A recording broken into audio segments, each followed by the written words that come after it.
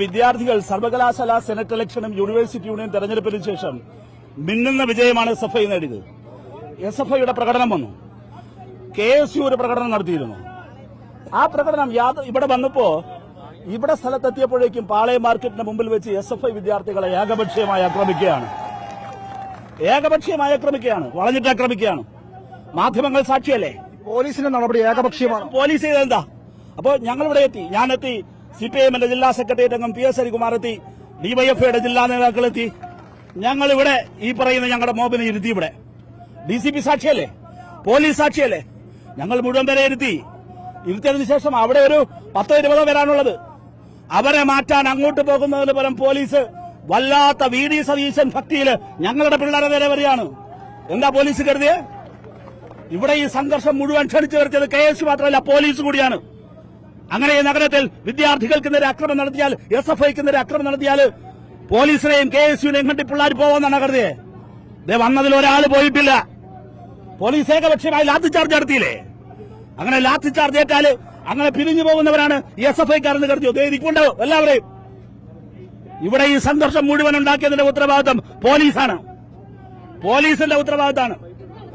സംഘർഷത്തിന്റെ കാരണം SFIയുടെ പ്രകടനം നടന്നു. SFI കൂടുതൽ സീറ്റുകളിൽ വിജയിച്ചു. സ്വാഭാവികമായ പ്രകടനം. എല്ലാ പ്രശ്നങ്ങളും അവസാനിച്ചു. അവിടെയുള്ള മാധ്യമപ്രവർത്തകർ തന്നെ പിരിഞ്ഞുപോയി.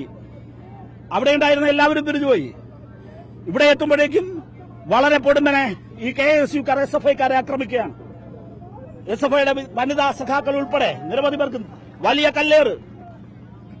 അപ്പോഴിവിടെ വന്നപ്പോഴോ വലിയ സംഘർഷാത്മകമായ സിറ്റുവേഷൻ. ഞങ്ങളെല്ലാവരും ഇവിടെ നിയന്ത്രിച്ചു, ഇവിടെ ഇരുത്തി. മുഴുവൻ പേരെയും ഇവിടെ ഇരുത്തിയതിനു ശേഷം വീണ്ടും അവിടെ നിന്ന് കല്ലേറാണ്, ഏകപക്ഷീയമായ കല്ലേറ്. അപ്പോൾ പോലീസ് എന്താ ചെയ്യേണ്ടത്? ആ കല്ലേറ് നടത്തുന്നവർക്ക് നേരെ പോണ്ടേ? ആ കല്ലേറ് നടത്തുന്നവർക്ക് നേരെ പോകുന്നതിന് പകരം ഞങ്ങളുടെ കുട്ടികളെ ആക്രമിക്കാനാ വന്ന്, ഞങ്ങളുടെ വിദ്യാർത്ഥികളെ, വനിതകളെ പോലീസ് ആക്രമിക്കാണ്. ലാത്തി ചാർജ് എത്ര പേർക്ക് പരിക്കേറ്റ് നോക്ക്. എന്താ ലാത്തി ചാർജ് ഏറ്റാ പോകുന്നതാണ്? അത് ഒരാൾ പോയിട്ടില്ല. പരിക്കുകളോടെ ഞങ്ങളുടെ കുട്ടികളുടെ ഇരിപ്പുണ്ട്, SFIയുടെ കുട്ടികൾ ഇരിപ്പുണ്ട്. തീർച്ചയായും പ്രകോപനം അവിടെ നിന്ന് നേരിടുമ്പോൾ ആ പ്രകോപനം അവിടെ നേരിടാനുള്ള ഉറപ്പ് വേണ്ടേ? അവിടെ നിന്ന് ഇങ്ങോട്ട് കല്ലേറ് വരുമ്പോ ആ കല്ലേറ് വരുന്ന സോഴ്സ് മനസ്സിലാക്കി അങ്ങോട്ട് പോയി നേരിടണ്ടേ?